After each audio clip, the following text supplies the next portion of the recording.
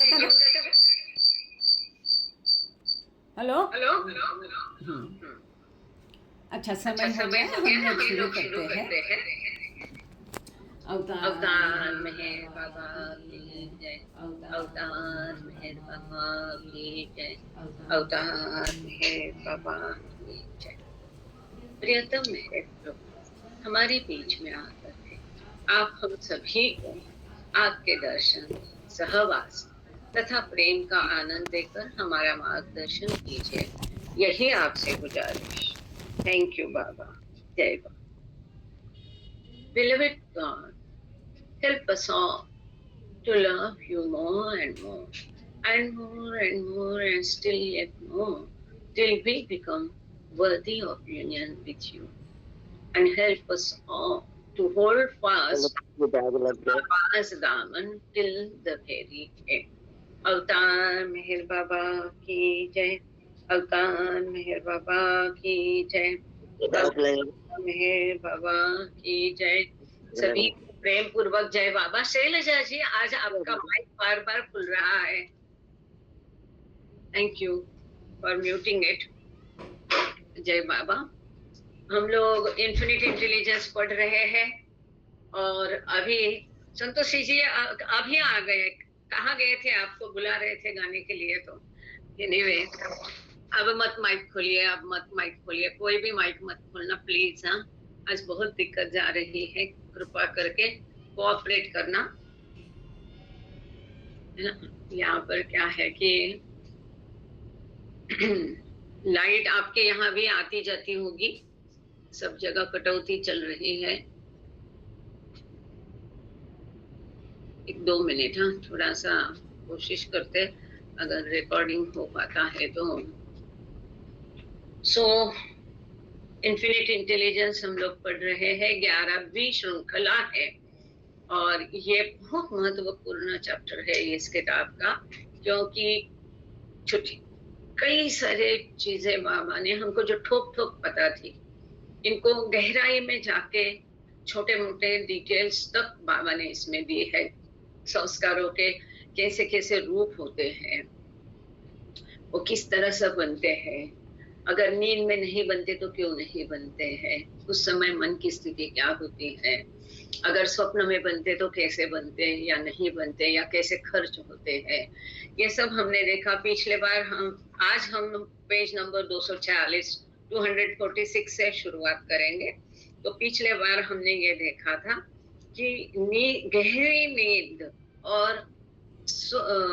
मृत्यु के समय में, डेथ में, मृत्यु के समय में, गहरी निद्रा में, और जो बेहोशी की अवस्था, सून स्टेट वहां पर दिया था, SWOON, सून स्टेट। इन स्थितियों में मन एकदम रुका हुआ होता है, स्टॉप्ड माइंड होता है, और उसके संस्कार अभ्यांस में रह जाते हैं। संस्कार होते हैं, वो कार्यरत नहीं होते हैं, इसलिए उनका अनुभव नहीं किया जाता है। और जो और एक मन रुका हुआ अवस्था होती है, वो रियल माइंड होता है, जहां संस्कार ही नहीं होते हैं। पहली जो अवस्था है, गहरी निद्रा, मृत्यु और बेहोशी की अवस्था में संस्कार होते हैं। मन संस्कार रहित नहीं है, संस्कार सहित है, संस्कार उसमें है, लेकिन उसमें वो मन रुका हुआ है। अब रियल माइंड की सिचुएशन, यहाँ पर मन में संस्कार है कि नहीं है, और विदाउट संस्कार ये मन है, इसीलिए उसको रियल माइंड कहते हैं। और यही आत्म साक्षात्कार की अवस्था है, ये हमने लास्ट में देखा था। तो आज अभी इसके आगे हम पढ़ेंगे, एक बार फिर कोशिश करते हैं। आपका जुड़ी है क्या? जय बाबा। हाँ, जय बाबा। Very good. सो आप पढ़ लेंगे पेज नंबर 246, पहला पैराग्राफ। आज का एकदम इजी चैप्टर है, काफी सारा रिपीटेशन है, तो हम फटाफट जाएंगे आगे। 1 मिनट थोड़ा, हाँ।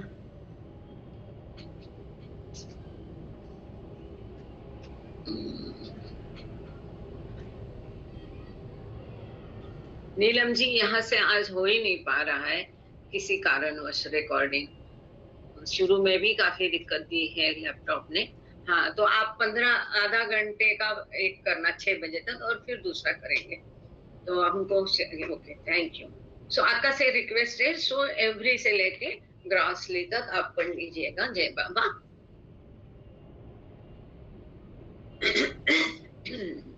Jai Baba. Experiencing samskaras in sound sleep, dream, and wakefulness. So every time the mind reverts to sound sleep, it stops experiencing its samskaras grossly and subtly. But eventually, the mind is compelled by these samskaras to wake up again, to become conscious or thinking, so as to take their experience at first subtly while dreaming and then grossly when fully awake. In other words, in the course of waking up, every time the mind passes through the dream state, it experiences its samskara subtly, but not grossly. For gross experiencing is absent when one dreams. When the mind becomes fully awake, though, it experiences these impressions grossly. Okay, thank you. So mind revert शब्द यहाँ महत्वपूर्ण है। गहरी निद्रा में मन फिर पीछे जाता है। पीछे जाता मतलब रिवर्ट मतलब क्या? अपनी मूल स्थिति में जाता है। मन की मूल स्थिति कौन सी है? परात्पर परब्रह्म अवस्था, अर्थात बियॉन्ड गॉड स्टेट। वहां मन की क्या अवस्था है? उसे कोई चेतना नहीं है, वो मन कार्यरत नहीं है। अनकॉन्शियस एंड अनथिंकिंग, अनएक्सपीरियंसिंग उसकी स्टेटस है। तो रिवर्ट मतलब गहरी निद्रा में मन अपनी मूल स्थिति में वापस पीछे चला जाता है और वहां पर ये कुछ भी अनुभव करना बंद कर देता है, रुका देता है, स्टॉप करता है, स्थूल जगत का या सूक्ष्म जगत लगा। परंतु अंततः ये संस्कार जो है उसको पुश करते हैं, उसको उठाते हैं मन को कि हमें खर्च करो, ऐसा आगे उसको बढ़ाते हैं। और इस प्रकार से वो मन फिर से सचेत हो जाता है, अनुभव करने वाला और कार्यरत मन हो जाता है और फिर वो अपना स्थूल जगत का, सूक्ष्म जगत का अनुभव लेना शुरू करता है। अब आप बोलोगे कि जागृत अवस्था में सूक्ष्म जगत का अनुभव मन कैसे करेगा? तो when Baba says sometimes subtly and grossly, इसमें 1 से 7 भूमिका के साधक है। क्योंकि वो लोग जो है वो स्थूल जगत का अनुभव नहीं करते परंतु सूक्ष्म जगत का अनुभव करते हैं। इसलिए यहाँ लिखा है कि जब मन जग जाता है तब वो सूक्ष्म जगत और स्थूल जगत का अनुभव करना शुरू हो जाता है। इन शॉर्ट, दूसरी भाषा में, जब जब मन स्वप्न, गहरी निद्रा और जागृति की अवस्था से गुजरता है तब तक ये अपने अनुभव को या विश्व को अनुभव करना, उस प्रकार से उसका स्थिति बदल जाती है। ये महत्वपूर्ण है।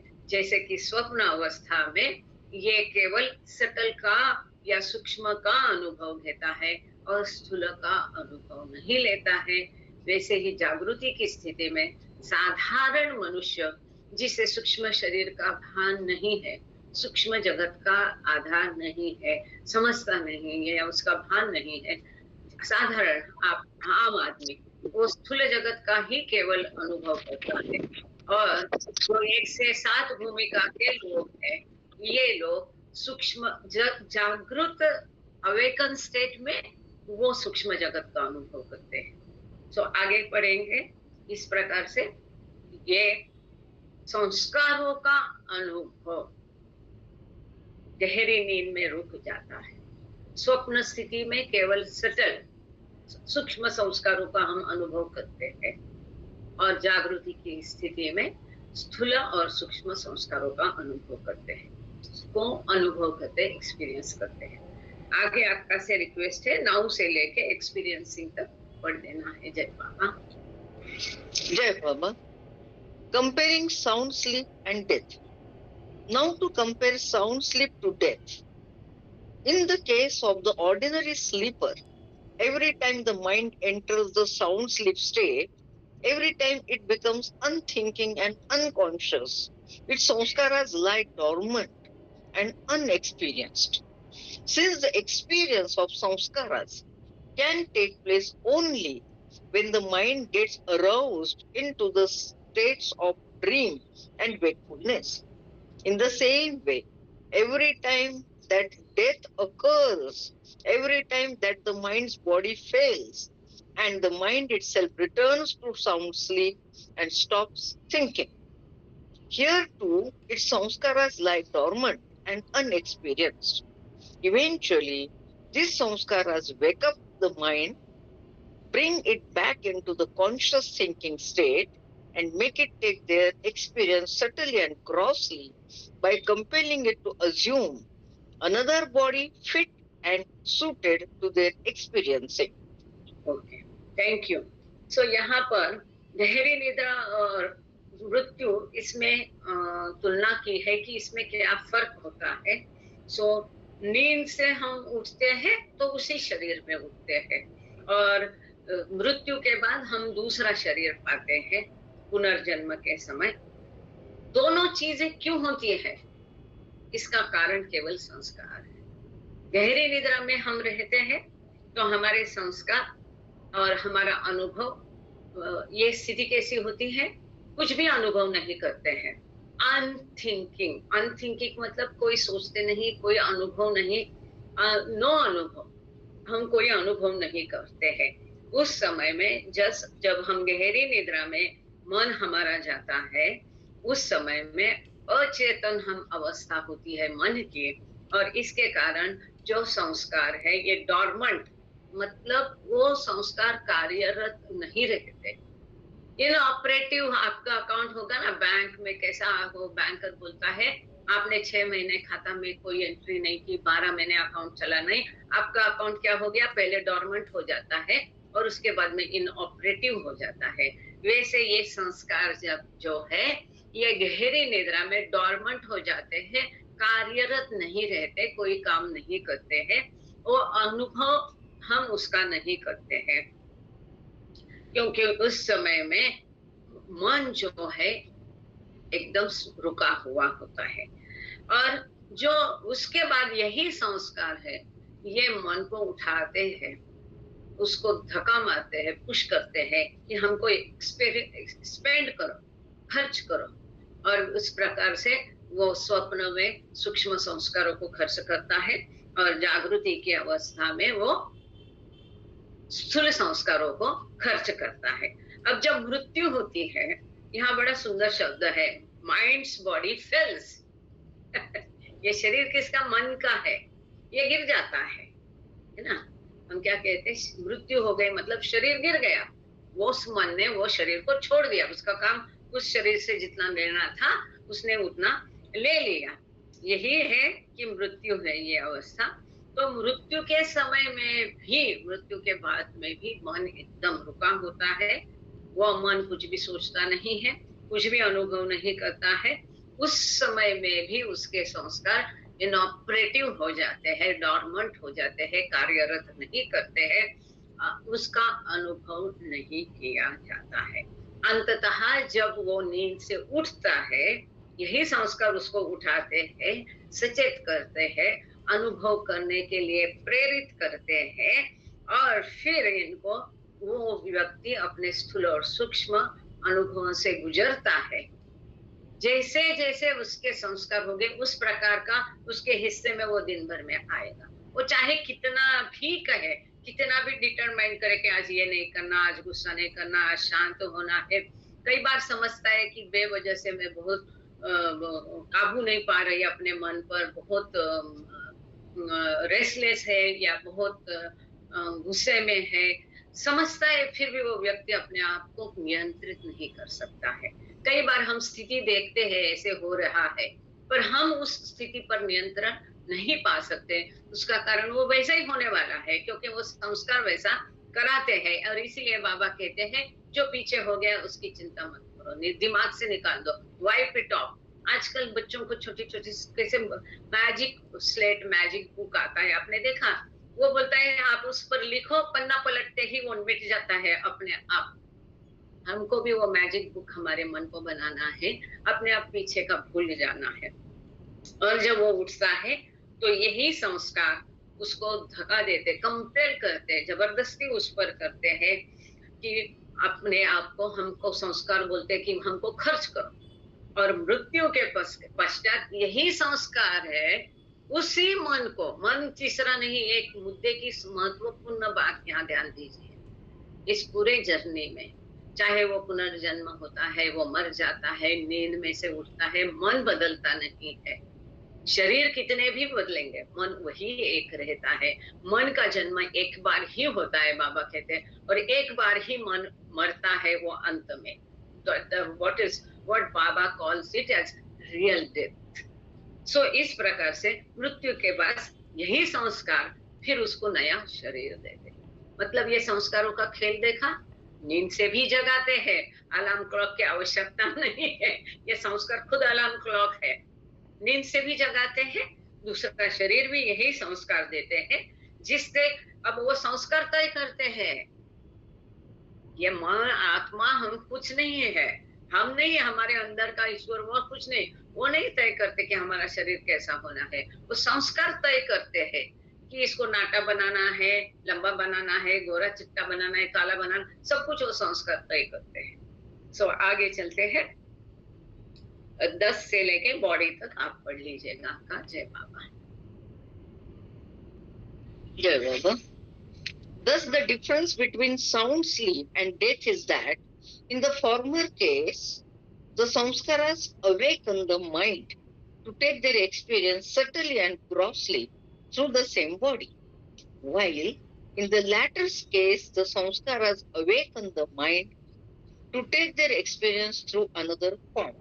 In both cases, the mind stops thinking, and the samskaras that awaken it are themselves what the mind then has to experience. After death, however, it wakes up to experience these samskaras in the series of new bodies, whereas after sound sleep, it wakes up to experience its samskaras through the same old body. Thank you. So यहाँ पर मृत्यु और नींद का फर्क फिर एक बार बताया है। फर्क इतना ही है कि मृत्यु के पश्चात हम नए शरीर में आते हैं और नींद के पश्चात उसी शरीर में जाते हैं। दोनों टाइम में चाहे नींद से उठने के बाद भी हमको संस्कार ही खर्च करना है, नींद से उठाने वाले भी संस्कार ही है, और मृत्यु के पश्चात नया शरीर देने वाले भी वही संस्कार है। वो हम फिर नींद से हम जागते हैं या मृत्यु के पश्चात नया शरीर पाते हैं।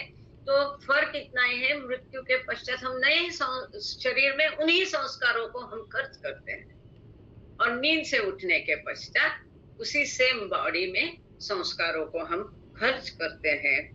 अब इस प्रकार से मन जो है भिन्न भिन्न रूपों से भिन्न भिन्न अनुभव लेकर गुजरता है। अभी मेहराबाद में परसों थे तो लाइब्रेरी में कोई लोग आए, 2 लड़के आए थे पूना से बाइक पर, और वहां लाइब्रेरियन और दूसरे लोगों से पूछ रहे थे कुछ कुछ, तो बोले अभी ये आ गए तो इनसे पूछो। तो उसने बड़ा ये पूछा कि why one soul has to go through all types of experiences. तो जैसा बच्चे कक्षा में पढ़ते हैं, तो हम मानो 5th स्टैंडर्ड का बच्चा है, हम उसको केवल इतिहास यानी कि हिस्ट्री या केवल ज्योग्राफी पढ़ाते हैं क्या आप लोग? नहीं।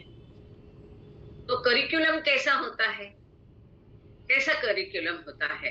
वो 5th स्टैंडर्ड के बच्चे को ज्योग्राफी, हिस्ट्री, सोशल, क्या बोलते, सोशल साइंसेस, मैथ्स, साइंस, भाषा, सब कुछ सीखना पड़ता है। जैसा जैसा उसका वर्ग बढ़ता जाता है, 10th तक जाएगा, है ना, और सब्जेक्ट आएंगे या उन्हीं सब्जेक्ट में और गहराई आएगी।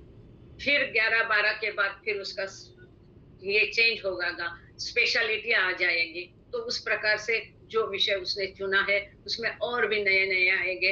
अगर किसी ने मराठी लिया है तो उसको नई नई नॉवेल्स, किताबें, जैसे कि ज्ञानेश्वरी भी इसमें पढ़ाई जाती है MA के BA के स्टूडेंट्स को। तो इस प्रकार से जिस प्रकार उस बच्चे को परिपक्व करने के लिए, पूरा ज्ञान देने के लिए, वहां किसको परिपक्व करते हैं? हम उसकी बुद्धि को परिपक्व करते हैं। ज्ञान को, जो दुनियादारी का ज्ञान परिपक्व करने के लिए सभी सब्जेक्ट पढ़ाए जाते हैं। बराबर है कि नहीं? ये मंजूर है आपको? ये तो ठीक है। यहाँ तक काफी सारे टीचर हैं, यहाँ देखो टीचर लोगों ने फटाफट तो उसी प्रकार से जब ये सब झमेला क्यों है हमारा, ये पाषाण से लेके मनुष्य, और ये किस लिए है? क्योंकि जब उसने सोचा कि मैं कौन हूं, तब सृष्टि निर्माण हो गई तो उसको सृष्टि को अनुभव करना था। तो अनुभव करने के लिए अब सृष्टि कैसी हो गई? वो कल्पना में सृष्टि अंदर थी, वो साकार होते ही, वो प्रकट होते ही साकार हो गई। अब साकार को अनुभव करने के लिए निराकार ईश्वर तो उसको अनुभव नहीं कर सकता, इसलिए ईश्वर को भी साकार होना पड़ा। साकार होते ही अमर्याद ईश्वर मर्यादित हो गया। उसकी जो चेतना अमर्याद कॉन्शियसनेस था वो लिमिटेड कॉन्शियसनेस हो गया। अब फिर प्रॉब्लम आ गया, अमर्याद को अनुभव करना है, कोहम का उत्तर सोहम पाना है, तो अमर्याद चेतना जरूरी है। बराबर? इसके लिए फिर धीरे धीरे वो चेतना एकदम से बटन दबाया और चेतना बढ़ गई, ऐसा तो होता नहीं है। This is divine law, it is a gradual process. तो इसकी वजह से वो वायु, पानी, पत्थर, पाषाण से लेके फिर मनुष्य तक। क्यों? क्योंकि चेतना धीरे प्रकट हो गई। अब मनुष्य में चेतना पूरी प्रकट हो गई। अब वो विश्व मनुष्य योनि के पहले के योनि में जिसको वो मर्यादित तरीके से अनुभव कर सकता था, मर्यादित चेतना और अपरिपक्व रूप के कारण, अब उस दुनिया को वो पूरी तरह से अनुभव करना चाहता है। अब पूरी तरह से अनुभव एक जन्म में तो होगा नहीं, तो इसको कई जन्म लेने पड़ते हैं। दुनिया बहुत बड़ी है, कभी वो अफ्रीका के जंगल में जन्म लेगा, कभी वो लंदन में लेगा, कभी भारत में लेगा, कभी पुरुष होगा, कभी स्त्री होगा। ऐसे विविध अनुभव से उसको गुजरना पड़ता है। It is under divine law. क्यों गुजरना पड़ता है? क्योंकि उसकी चेतना अब पूरी विकसित है लेकिन परिपक्व नहीं हुई। बच्चा स्कूल में गया तो एकदम मास्टर नहीं बन जाता है, धीरे धीरे क्लास में जाएगा, विभिन्न उसको सब्जेक्ट सिखाए जाएंगे।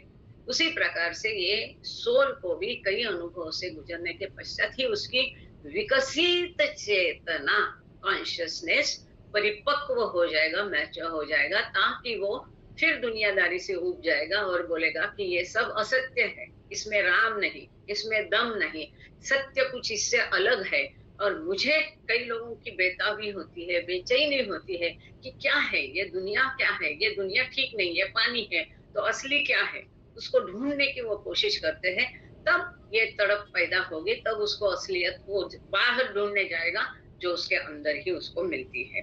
तो इस प्रकार से ये नई नई जो श्रृंखला है, सुंदर शब्द है, सीरीज ऑफ न्यू बॉडीज, नए नए शरीरों की श्रृंखला, मतलब पुनर्जन्म, कई सारे पुनर्जन्म के पश्चात फिर उसके संस्कार जो है उसको वो नए नए शरीरों के मार्फत अनुभव करता है और नींद से उठता है तो उसी बॉडी में अनुभव करता है। अब आगे चलते हैं। Since both death and sound sleep, यहां से लेके वेकफुलनेस से आखिरी पैरा 246 पेज नंबर।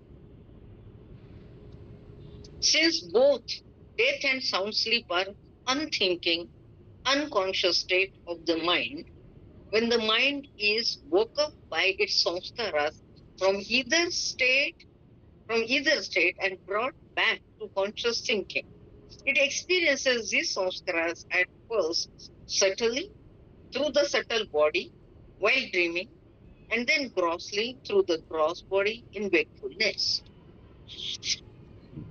तो ये जो पैरा है इसी को स्क्रीन की स्लाइड में दिखाया है। पहले ये पैरा को फिर एक बार समझ लेते हैं, फिर हम स्लाइड पढ़ेंगे। ये दोनों जो स्थिति है, मृत्यु और नींद, इनके बीच में मन की अवस्था कैसी होती है? अनथिंकिंग, अनुभव नहीं करता है, मन डॉर्मेंट होता है, कार्यरत नहीं होता है, सोचता नहीं है, अचेत होता है, अनकॉन्शियस, ऐसी मन की स्थिति होती है। कब? नींद में और मृत्यु के समय में। अब जब ये मन उठता है नींद में से, तो फिर इसकी जो मन अपना कार्य करना वापस शुरू करता है, दुनिया को और संस्कारों को अनुभव करना शुरू करता है, या बेटर वर्डिंग ये होगा, अपने संस्कारों को अपने स्थूल और सूक्ष्म शरीर के द्वारा इस दुनिया को अनुभव करता है अपने संस्कारों के कारण, और संस्कारों को भी खर्च करता है और इस दुनिया को भी अनुभव करता है। सो इस प्रकार से स्वप्न में वो स्वप्न देखता है तो सूक्ष्म शरीर द्वारा सूक्ष्म जगत को अनुभव करता है, और सूक्ष्म संस्कारों द्वारा ये कार्य होता है, सूक्ष्म संस्कारों को खत्म करता है, खर्च करता है। जो बाबा ने कहा है हमारे कुल संस्कारों से 80% संस्कार इनऑपरेटिव होते हैं। जैसे अगर मटमैला पानी है तो नीचे अगर शांति से उसको रखेंगे तो नीचे मिट्टी जम जाती है, ऐसे संस्कार हमारे मन के तल में बैठे रहते हैं।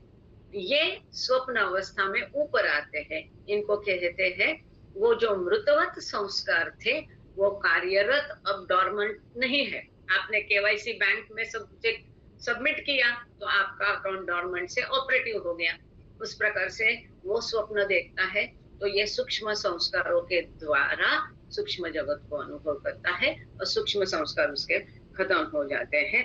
और इस प्रकार से जब जगता है तो स्थूल संस्कारों को खर्च करता है और स्थूल जगत का अनुभव स्थूल शरीर के द्वारा लेता है। ये जब भी जो कुछ ये सारा इतना सारा सिनेमा होता है तो सिनेमा का जैसा डायरेक्टर होता है ना, तो यहाँ पर डायरेक्टर कौन है? संस्कार। सब कुछ होता है केवल और केवल संस्कारों के कारण होता है। इसी को इस स्लाइड में दिखाया गया है। आप लोग कृपा करके एक बार स्क्रीन पर देख लीजिएगा। आप लोग सब लोग स्क्रीन पढ़ पा रहे हैं जी? तो संस्कार ही कारण है, रूट कॉज, मूल जड़ क्या है? जड़ के सब दुख सुख, जन्म मरण, स्वप्न अवस्था, ये सब की जड़ है ये संस्कार। कारण क्या है? रूट कॉज है ये संस्कार। ये संस्कार ही कारण है। ये संस्कार किसका किसका कारण है? इन संस्कारों की वजह से क्या क्या होता है? ये संस्कार ही कारण है। इनके कारण जन्म भी होता है, ये संस्कार ही है, उसके कारण मृत्यु भी होता है। आप बोलोगे कैसे? तो उस समय जितना संस्कार खत्म करना था वो स्टॉक खत्म हो गया तो मृत्यु हो गई। या फिर जैसा भाग्य में लिखा है, पहले उसने किसी की हत्या की तो कोई उसकी हत्या करेगा, मतलब वो संस्कार ही है मृत्यु का भी कारण। पुनर्जन्म, नया शरीर, ये पुनर्जन्म का कारण भी संस्कार ही है। उन्हीं के कारण पुनर्जन्म होता है। नींद में से जगाने वाला भी संस्कार ही है, वही पुश करता है आपको, उठो मुझे खर्च करो। सो ये संस्कार कारण है हमारी नींद खुलने का। नींद से जगाने वाले भी संस्कार ही है। इस दुनिया का हम अनुभव लेते हैं, अर्थात कल्पना का अनुभव हमसे कराने वाले भी संस्कार ही है। जितने अनुभव हम इस दुनिया में लेते हैं, चाहे कोई आपका इंसल्ट करे, कोई आपकी चुगली करे, कोई आपको सुख दे, कोई आपको दुख दे, गाली गलौज दे, सब सुख दुख के अनुभव, सभी प्रकार के अनुभव का एकमात्र कारण संस्कार है। ये मिथ्या सोच, इसका कारण भी संस्कार है। फॉल्स थिंकिंग का कारण भी संस्कार ही है। फॉल्स थिंकिंग क्या? इस विश्व जो असत्य है इसको हम सत्य समझते हैं, या इस विश्व जो वास्तव में कल्पना है, तो हम कल्पना में रत होते हैं, मतलब दुनिया में डूब जाते हैं। दुनिया का अनुभव लेने का या मिथ्या का, कल्पना का अनुभव लेने पर हमको मजबूर कौन करता है? वो भी संस्कार ही करते हैं। हमारा मन, वास्तविक हम ईश्वर है, हमारा मन अमर्याद है। अमर्याद मन होने के बावजूद इस मन को मर्यादित कौन करता है? संस्कार ही करते हैं। अमर्याद मन को मर्यादित करने वाले भी ये संस्कार ही उसका कारण है। मिथ्या अहंकार, मैंपन, द्वैत भाव, मैं और तू अलग है, ईश्वर और हम अलग है, ये इसी को हम मिथ्या अहंकार बोलते, मिथ्या अहम बोलते। सो वो अहंकार प्रौढ़ी, उसका कारण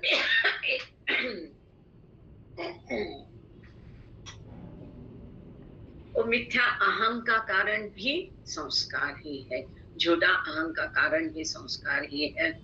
इस विश्व का अनुभव लेने को मजबूर करने वाला भी संस्कार है, अमर्यादित मन को मर्यादित बनाने वाला भी संस्कार ही है। ईश्वर का और हमारे बीच में जो पर्दा बन के रहता है वो भी संस्कार ही है।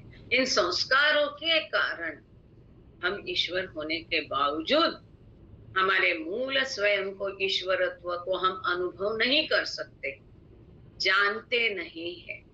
तो इस प्रकार से हमें वो ईश्वर का अनुभव करने से दूर रखने वाला भी ये संस्कार ही है। एक ही ईश्वर है और फिर भी इस एक ही ईश्वर को अनगिनत इतने सारे रूप देने वाला वो अमर्याद ईश्वर जो अविभाज्य है, जो अनंत शक्ति, अनंत ज्ञान, अनंत आनंद है, उसको पाषाण और बंदर जैसा बनाने वाला, अमर्याद ईश्वर को मर्यादित बनाने वाला, कई रूपों में विभाजित करने वाला, कई सारे जन्म देने वाला, कई रूप देने वाला, विविध रूप देने वाला, एक ही ईश्वर को अनेक रूप देने वाला भी संस्कार ही है, उसका कारण ही संस्कार है। इसीलिए इस स्लाइड के अंत में क्या लिखा? यथा संस्कार तथा अनुभव। जैसे हमारे संस्कार हो गए वैसे हमें अच्छे बुरे अनुभव मिलेंगे। सो इसमें ये छोटा 4 लाइन का पैराग्राफ, बट थिंक आप उसके डूबे उसकी गहराई में जाओगे तो ये सब मिलता है। Unthinking, unconscious state of the mind, and when the mind is open up by its sanskar, तो ये अमर्याद मन को भी मर्यादित बना देता है। अब मन अचेत है, अनुभूत है, असोच स्थिति में होता है मृत्यु और नींद के समय। अब हम चलते हैं पेज नंबर 247, 247। आपका से रिक्वेस्ट है एवरी सेकंड से लेके बॉडीज तक आप पढ़ लीजिएगा। जय बाबा। Jai Baba. The universes and bodies exist because of samskaras. Every second, old samskaras are spent and new ones are collected. The taking of the experience or upabhog of the objects, vishayas, of the subtle and gross universe through the senses or indriyas of the subtle and gross body is due to samskaras. Thus, for the mind, samskaras are the cause of the very existence of the subtle and gross universe and the subtle and gross body. In other words, it is purely and entirely for the mind's experiencing of samskaras that existence is lent to A. The subtle and gross universes with their subtle and gross objects and the subtle and gross bodies. Okay, बहुत सुंदर है। ये वही है जो कहा है कि सबकी जड़ ये संस्कार है। इस विश्व की उत्पत्ति का कारण भी संस्कार है। इस विश्व में जितनी वस्तु है, चीजें है, जीव है, इसका कारण भी संस्कार ही है। जो स्थूल और सूक्ष्म शरीर हमारे हैं, हर जीव के, हर आत्मा के और अप्रत्यक्ष रूप के अनगिनत रूपों में जो ईश्वर है, उसके सूक्ष्म और शरीर का कारण, स्थूल और सूक्ष्म शरीर का कारण ही ये संस्कार ही है।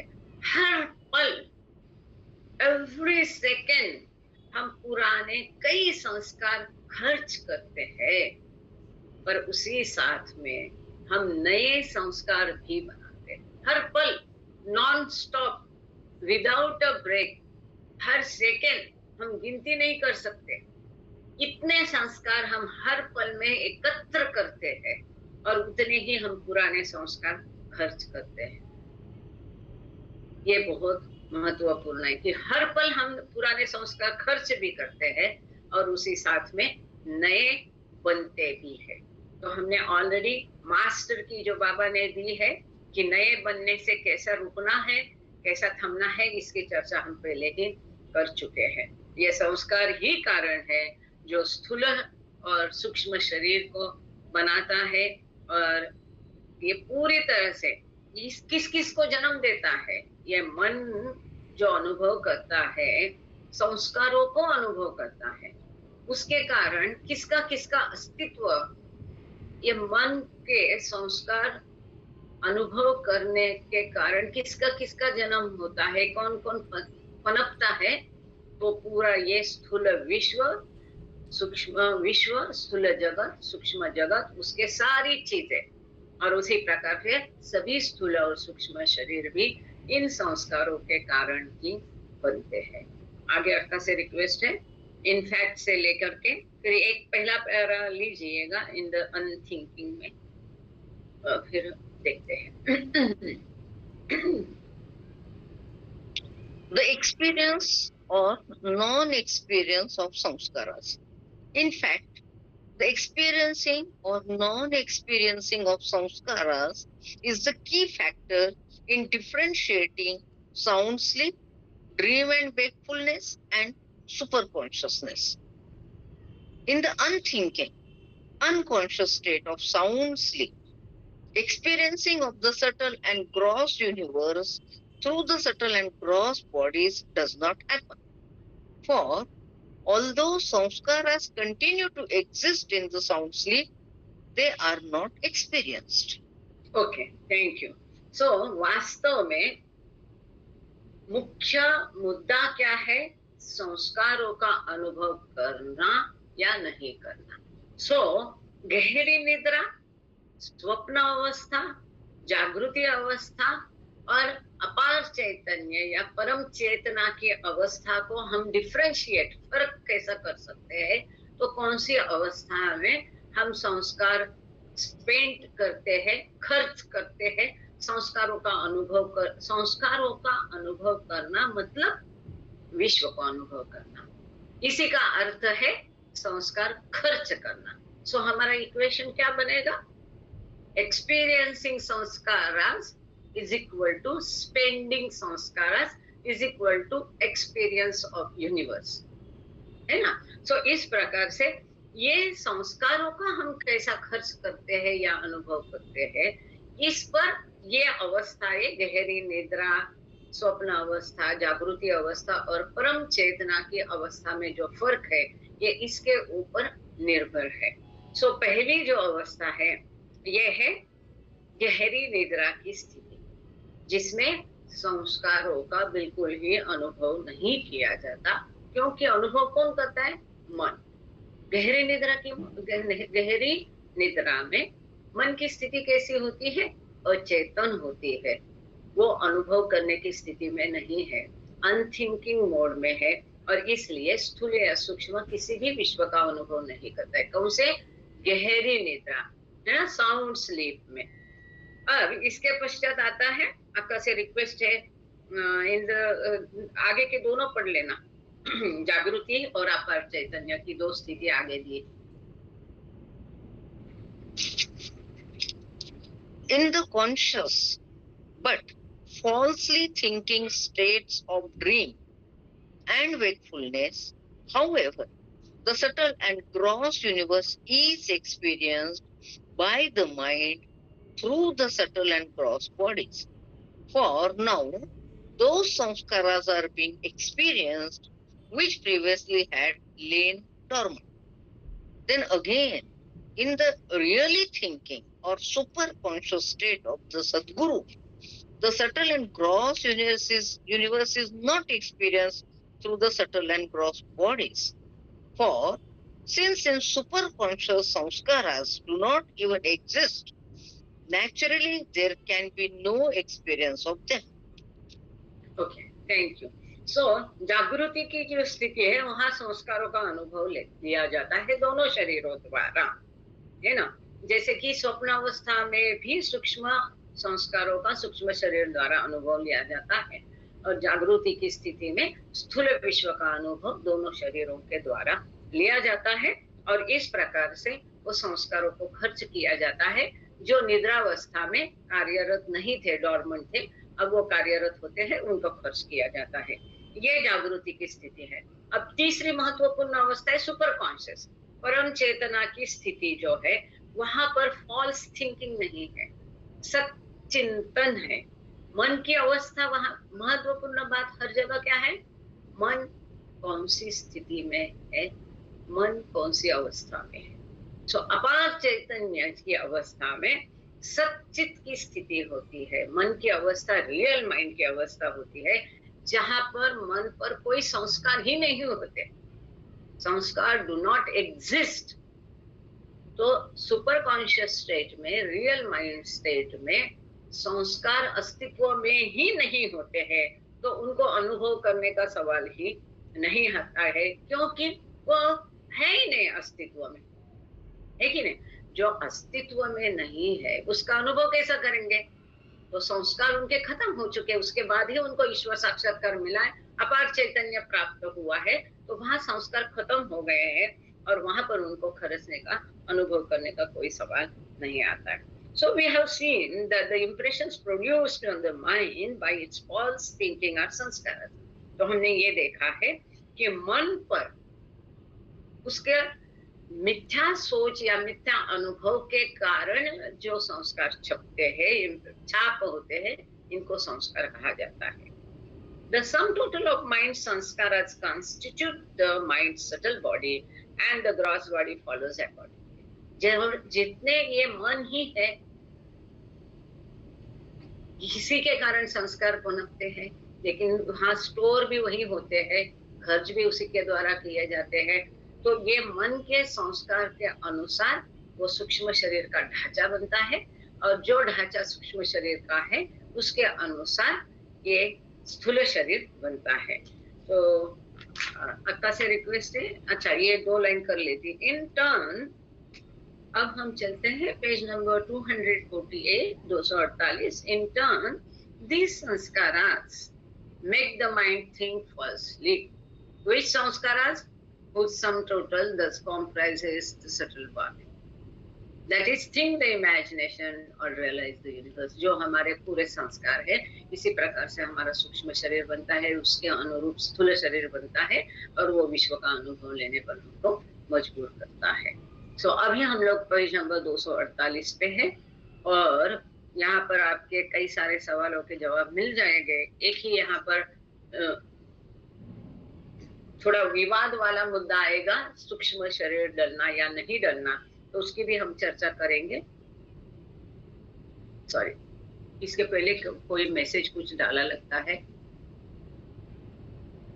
In that case, why is it said that Avatar Sadguru ends upon Yatna? Baba also used to say that he is suffering. Or okay, so इनका सवाल ये है डॉक्टर मेहरांजलि बड़े का, कि अगर सुपर कॉन्शियस स्टेट, अपार चैतन्य की स्थिति में संस्कार नहीं है, वो किसी भी चीज का अनुभव नहीं करते हैं, तो फिर ऐसे में क्यों कहा जाता है, सद्गुरु को भी बाबा ने भी कहा, सद्गुरु बनना मतलब शुरू से लेके अंत तक यातना ही यातना, क्योंकि उनको जिम्मेदारी दी है। जिसको जिम्मेदारी नहीं, वो अमर्याद आनंद में डूबता रहता है, और परमहंस इसके लिए उनकी सिचुएशन होती है आनंद ही आनंद। लेकिन सद्गुरु बनना है तो विश्व का भान लाना भी यातनादायी होता है, उसके पश्चात विश्व के लिए कार्य करना भी यातनादायी होता है। अवतार तो, अवतार के सफरिंग या यातना की हम कल्पना भी नहीं करते, इतनी अपार सफरिंग होती है। लेकिन इनका सवाल यह है कि उनके अगर संस्कार नहीं तो उनको पीड़ाएं क्यों है? ये उनकी स्वयं की पीड़ा नहीं है, ये पूरे संस्कार की पीड़ा अपने ऊपर लेते हैं और संसार का कल्याण करते हैं। जैसे अवतार मतलब क्या है, ये समझाते हुए बाबा ने कहा है कि आप कभी भी पूरी तरह से रियल मीनिंग में अवतार को समझ ही नहीं सकते, इतनी आपकी काबिलियत नहीं है। जब ईश्वर मनुष्य का देह लेकर अवतार बन के आता है, तो इस सृष्टि में हर जीव का रोल वो स्वयं निभाता है, हर जीव का जीवन वो स्वयं जीता है। ये हमेशा कई बार इसकी चर्चा की गई है।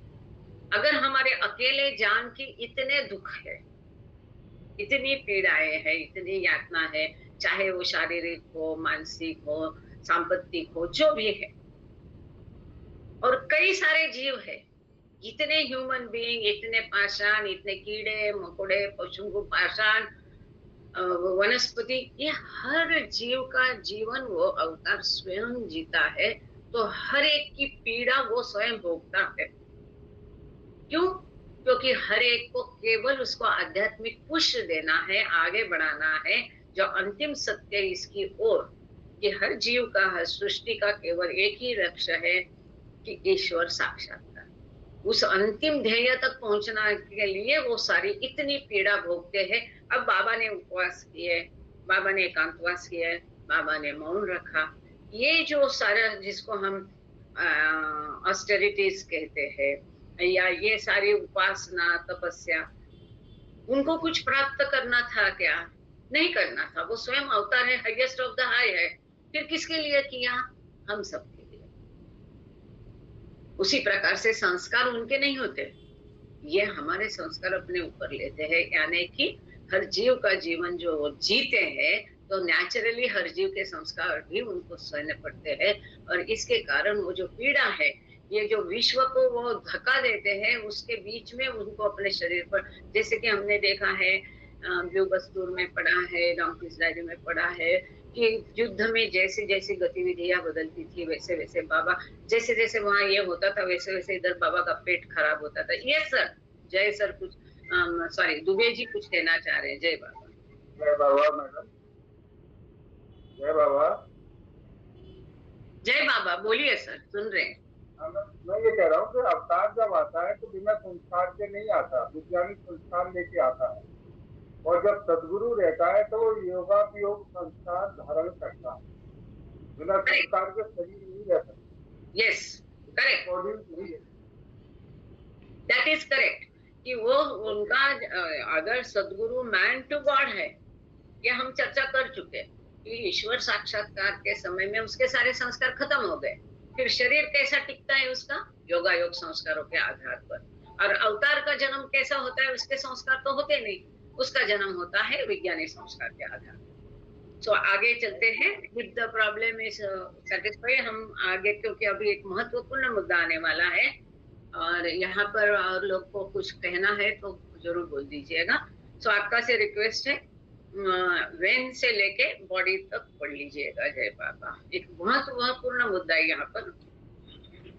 Jai Baba. Subtle body does not drop off, but only changes root. When an old sum total of samskaras has been finished off, the subtle body changes. But in doing so, it does not fail and drop off like the gross body does. Rather, through the course of the subtle body's existence, the gathered sum total of experiences and impressions, samskaras, produces in this same subtle body a new form or root. Then a new gross body molded after this new pattern or root of the subtle body is assumed by the mind. This new subtle form or root and the corresponding new gross body enable the mind to think the imagination, realize the universe in accordance with the impressions gathered through the experiences of the last subtle and gross thinking, that is, the last subtle and gross body. Okay, thank you. अब यहाँ बहुत बहुत महत्वपूर्ण मुद्दा है। यहाँ बाबा कहते हैं जैसा स्थूल शरीर गिरता है, मतलब मृत होता है, जान नहीं होती है। जैसे कि हमने इसका उदाहरण क्या लिया, रोबो है, मशीन निकाल दिया तो वो केवल खाली ढांचा है, ऐसा ही शरीर है। सॉरी।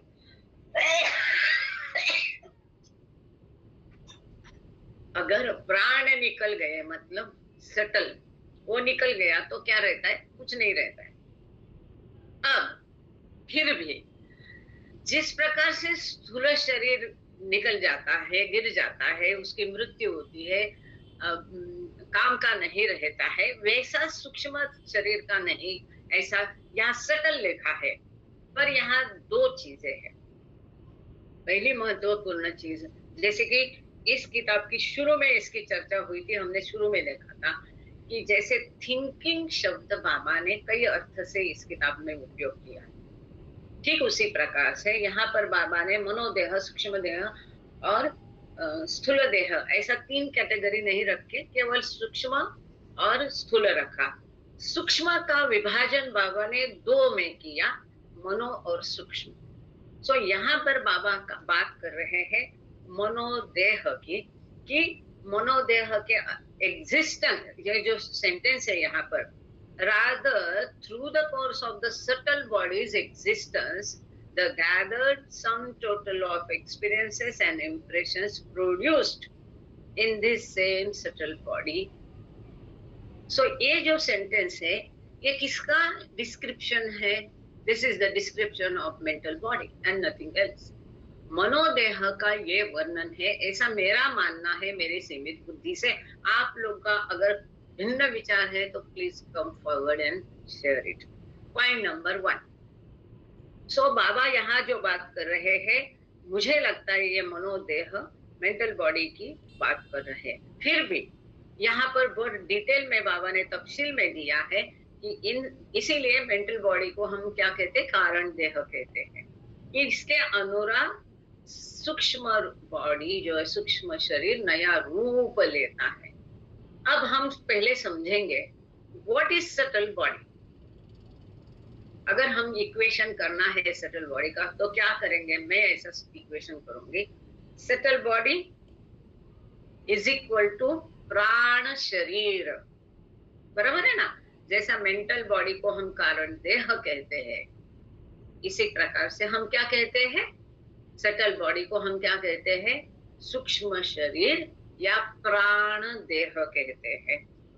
मतलब क्या है, prana is equal to urja, is equal to what it is, subtle is equal to prana is equal to energy. What is energy? Energy is equal to God, energy is equal to God. So अगर energy is equal to God है तो whether God can be destroyed? No. Whatever type of energy it is, in whatever proportion it is, कितनी भी ऊर्जा होने दो, जो कम और ज्यादा, ऊर्जा कभी खत्म होती है क्या? नहीं। हमारे में जो ऊर्जा है वो हम कहते हैं वो भी इसी प्राण से आती है, लेकिन वो ऊर्जा की बात नहीं कर रहे हम। जो real, what is God? Existence, energy, that energy we are talking about. So whether energy can be destroyed anytime, whether God can be destroyed anytime, whether God is perishable, no. इस अर्थ से अगर यहाँ हम अर्थ इसका लेंगे कि उस ढांचे को, उस स्थूल शरीर को, या हम जिसको हम रोबोट कहते हैं, जो माध्यम है या वाहन है, इसको छोड़ के वो चला जाता है। कहाँ जाता है? एस्ट्रल वर्ल्ड में। पर उसका नाश नहीं होता है। It is together with mind, mental body. समझने के लिए बाद में बाबा ने मेंटल और सटल और स्थूल कहा, इसलिए ज्यादा ठीक से समझता है। यहाँ पर बाबा कहते हैं कि वो कभी जिस प्रकार से स्थूल शरीर नाश होता है, उस प्रकार से वो नाश, वो बदलता है, रूप बदलता है, वो शरीर को छोड़ देता है, पर नाश नहीं होता है। दुबे सर ने भी पिछले बार एक सेशन में यह सवाल पूछा था कि whether subtle body is destroyed after the death. तो हमने क्या बोला था? वो प्राण है, वो निकल जाता है, इसलिए डेथ होती है। वो केवल वो शरीर को छोड़ता है, स्वयं नाश नहीं होता है। Clear sir? Yes, thank you. So इस प्रकार से हम इसका अर्थ कर सकते हैं, वो नया रूप धारण करता है। कैसे धारण करता है? जिस प्रकार के सम टोटल संस्कार हो गए, यस लेंगे सवाल, उस संस्कार के अनुरूप वो सूक्ष्म शरीर रूप बदलता है, तो उस प्रकार से उसका बाहर का ढांचा, स्थूल शरीर भी वो उस प्रकार का बनता है, और फिर वो स्थूल शरीर इस कल्पना अर्थात विश्व को अनुभव करता है, जैसे उसके संस्कार पहले जन्म में हो गए उस प्रकार से। ये क्या सवाल है डॉक्टर मेहरांजलि बड़े पूछिए। जय बाबा। हाँ जय बाबा। नहीं, मुझे ये कहना था कि जो सटल बॉडी है, जिसे हमने बोला है प्राण शरीर या एनर्जी, जो ग्रॉस बॉडी ड्रॉप करने के बाद शरीर से निकल गई, राइट, लेकिन जो हमारे संस्कार हैं वो कहाँ इकट्ठे होते? सटल बॉडी में इकट्ठे होते हैं ना, मन चित्त बुद्धि अहंकार जो कुछ कहा जाता है। मेंटल बॉडी में मनोदेह। अच्छा, तो स्टोर हाउस, स्टोर रूम जो है वो मेंटल बॉडी है। तो फिर ये जो प्राण शरीर है इसमें क्या होता है? कुछ भी नहीं, सिर्फ एनर्जी है क्या? Pure energy without anything. मेरी और तुम्हारी और सबकी एक ही एनर्जी है, प्योर। यस, बिकॉज इसका भी बाबा ने क्रिएशन एंड कॉन्शियसनेस, यानी हम सबकी सटल बॉडी एक ही है। It is a small portions, और सबकी सटल बॉडी बड़े प्राण वो है, क्योंकि मेन स्टॉकिस्ट कौन है? एनर्जी प्राण का, वो ईश्वर है। अब वो तुम में थोड़ा है, उसने वो भी देह का उपयोग किया, मेरे भी देह का किया, श्वेतांबरी भक्त का भी किया, जुनेवाल भाऊ का भी किया, दुबे जी का भी किया। So naturally it is in sum, इसीलिए हमें क्या बोलते हैं? अंश बोलते हैं, है ना? आत्मा परमात्मा का अंश है, ऐसा कहते हैं। है तो सेम, लेकिन ढांचा अलग है। अब ढांचा क्यों अलग है? क्योंकि सबके संस्कार अलग। Is that okay? आप कह रहे आप डॉक्टर बड़े कि सूक्ष्म शरीर सबका, अगर प्राण शरीर है सबका एक है क्या? नहीं, क्योंकि यहाँ बाबा प्राण के कारण अपन देखेंगे, प्राण या ऊर्जा के हिसाब से ठीक है, ओके। लेकिन यहाँ जिस प्रकार से बाबा कहते हैं कि संस्कारों के हिसाब से उसका ढांचा बनता है सूक्ष्म शरीर का, उस हिसाब से देखेंगे तो सबके संस्कार अलग है। बेस भले उसका प्राण है, प्राण ही स्थूल का आधार है, और प्राण का आधार मनोदेह है। अब यहाँ मजे की बात यह है, भले वो प्राण ईश्वर का एक है, सबका एक है, पर ये सूक्ष्म शरीर का या प्राण देह का आधार मनोदेह है, जो कि सबका अलग है। अब क्यों अलग है? क्योंकि सबके संस्कार अलग है। अगर गेहूं बोएंगे तो गेहूं ही आएगा, गेहूं बोएंगे तो पीपल या बड़ का वृक्ष नहीं होगा। भले वो दोनों में भी प्राण है, दोनों में भी एनर्जी है। Is that correct? गेहूं में भी एनर्जी है, प्राण है, और पीपल के पेड़ में भी प्राण है, एनर्जी है, और फिर भी दोनों भिन्न है। कहने को तो एक है, लेकिन फिर भी भिन्न है। Is it okay? और समवन एल्स कैन एलैबोरेट इसको? मुझे लगता है कि सटल बॉडी यानी मेरे जो हर एक की जो सटल बॉडी वो अलग रहेगी, जैसे कि बाबा ने बोला उसके अनुसार रूप मिलता है।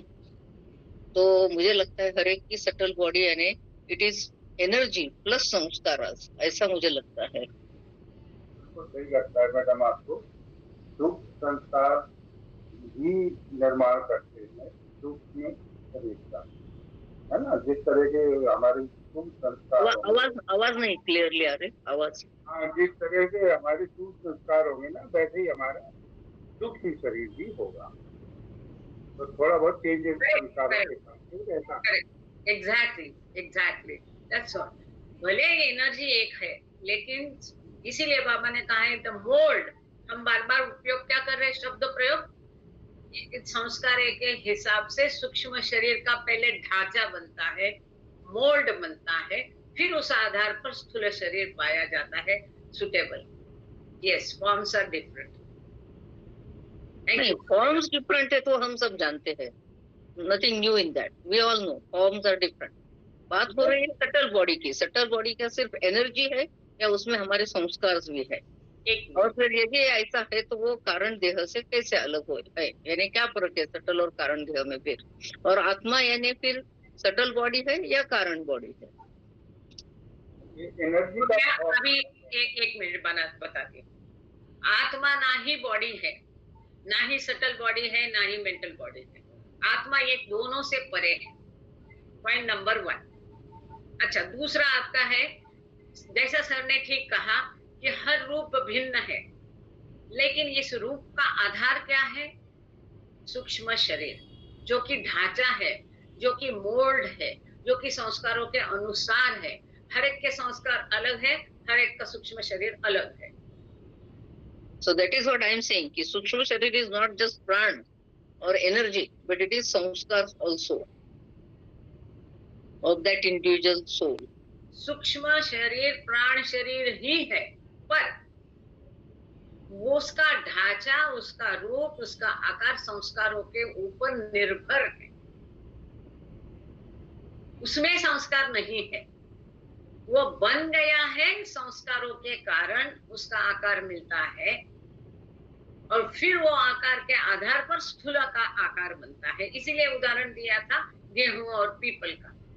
Okay, got it. It means जो हमारे संस्कार हैं उसके मुताबिक हमारा वो सूक्ष्म शरीर बन जाता है और उसके मुताबिक हमारी ग्रॉस बॉडी बन जाती है। Exactly, that's what. हाँ, यही बात को पिछले 2-4 सेशन से बाबा हर बार थोड़ा थोड़ा बता रहे हैं कि वो पहले मोल्ड बनता है, ढांचा बनता है संस्कार के आधार से। भले वो प्राण शरीर है, ये आधार है जीवन का, उसके ऊपर ही सब चलता है, पूरी दुनिया उसी के ऊपर चलती है, लेकिन फिर भी वो भिन्न है। कहने को तो सेम है प्राण शरीर, लेकिन उसको बदलने वाले संस्कार है। सो आगे इफ इट इज ओके, अगर हम ये हो गया है सबको क्लियर, तो आगे चलते हैं। ठीक है? और किसी को कुछ कहना, पूछना है, शेयर करना है तो आगे चलते हैं।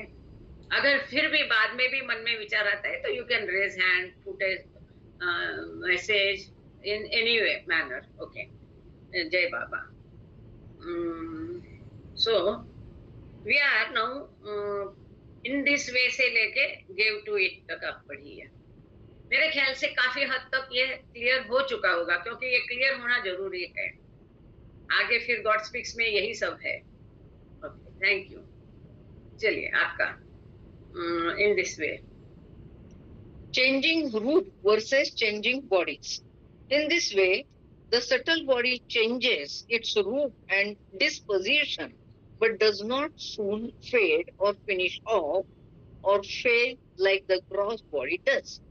Rather, it goes on receiving a new gross bodies that match and accord with its newly changed root and disposition, which the new sum total of samskaras or fine impressions gave to it.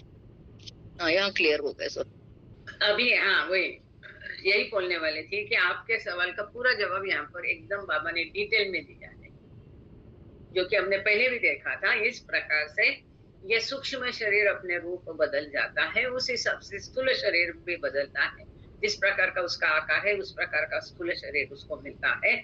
लेकिन रूप बदलता है, लेकिन वो नाश नहीं पाता है, नष्ट नहीं होता है, ये फेल ऑफ नहीं होता है, गिराया नहीं जाता है जैसा स्थूल शरीर गिराया जाता है या नष्ट होता है। तो this is the important point यहाँ पर, कि सूक्ष्म के आधार पर उस ढांचे पर स्थूल बनता है, ये तो हमने देखा। लेकिन यहाँ महत्वपूर्ण बात बाबा बता रहे हैं कि जैसा स्थूल शरीर गिर जाता है, नाश होता है, वैसा सूक्ष्म शरीर कभी नाश होता नहीं है। बेसिकली सूक्ष्म शरीर, सटल मीन्स प्राण या एनर्जी, ये बदलता जरूर है। अब बदलता क्यों है? क्योंकि संस्कार बदलते हैं। अब इसे बदलना क्यों पड़ता है? संस्कारों के कारण। फिर प्राण ही क्यों? क्योंकि वो प्राण शरीर इसके आधार पर अब वो नया उसका ऊपर आवरण बनाएगा, है ना? जैसा आपका गाड़ी का ढांचा रहेगा, सीट रहेगा, इसी प्रकार से आप कवर लेते हैं, ना छोटे लेते हैं ना, या गद्दा रहेगा तो गद्दे के साइज का आप कवर लेंगे, ब्लैंकेट रहेगा उसी साइज का आप उसका कवर लेंगे। इसी प्रकार से सूक्ष्म शरीर एक बार संस्कार के अनुरूप उसका ढांचा बन गया तो फिर उसका स्थूल शरीर उस हिसाब से बनता है। लेकिन स्थूल शरीर जैसा नाश होता है वैसा सूक्ष्म शरीर नाश होता नहीं। ये नया मुद्दा यहाँ इम्पोर्टेंट है। It goes on receiving new gross bodies that match and accord with its newly changed रूप। नए नए शरीर उसके सूक्ष्म शरीर बदलता है, इसलिए उसका स्थूल शरीर बदलता है, जो कि उसके पूरे संस्कारों के हिसाब से होता है। यहाँ गांगड़े सर भी है, और अगर 5 मिनट सर बोल सकते हैं, अगर उनका आज कोई ये नहीं है तो गॉड स्पीक्स में अगर इसके बारे में क्या बोला है, या थोड़ी देर के बाद आप बोल सकते हैं सर। खाली आप अगर बोलने के लिए मतलब ठीक है कंडीशन, तो मुझे हैंड रेज या ऐसा कुछ कर दीजिए, सो आई विल अंडरस्टैंड। आपने एकदम सही कहा और नाइसली एक्सप्लेन किया कि संस्कारों के अनुरूप ही सटल बॉडी मिलती है, and the form changes means according to संस्कार ओनली। वो जो स्थूल सूक्ष्म बॉडी जो है संस्कार के अनुरूप ही बदलती है। ये बिल्कुल सही और करेक्टली आपने पॉइंट आउट किया, नाइसली एक्सप्लेन, इसलिए दोबारा उसको क्लियर करने की जरूरत है। बहुत सही तरीके से कहा है कि वो कभी वैनिश नहीं होती, it's persist always, but as per samskaras it changes the forms. ये मुझे कहना था कि it changes as per samskaras, ये करेक्ट है। और वैसे ही ग्रॉस का फिर ढांचा मिलता है उसको। यू आर 100% राइट और correct. I am satisfied. Thank you. जय बाबा ताई। थैंक यू सर, जय बाबा। सो आगे पढ़ते हैं। आपका से रिक्वेस्ट है आफ्टर द फॉल से लेके फॉर्म तक। मैं नीलम से आज नया सीखी, हर बार आपका नहीं बोलना चाहिए मुझे, जैसे आज उन्होंने कहा रेखा वैश्य जी, तो मुझे भी कहना चाहिए शक्ति शायद डॉक्टर पढ़े, पता नहीं, I don't know what is wrong what is right. So after the fall से लेके फॉर्म तक पढ़िए। जय बाबा। You can simply say it is requested to continue reading further from this to this, like that. Anyway, or you can say Baba, please read from this to this because Baba is there, no? He is reading, not we, right? Anyway, after death, experiencing the heaven or hell states. After the fall of the gross body, the subtle body either goes on to the subtle world where it experiences the enjoyment of heaven, or the suffering of hell, dozak, or else it proceeds to accept a new gross body right away. Whether the subtle body lingers in the subtle world or proceeds directly to rebirth, and if it lingers in the subtle world, whether it enjoys or suffers, all this depends on the kind of samskaras accumulated in the previous life. Generally, after the failure of the gross body, in innumerable cases, the subtle body remains for a time without a gross body in the subtle world, where it passes through the experiences of heaven or hell. Only afterwards does it receive a new gross form. Okay, thank you.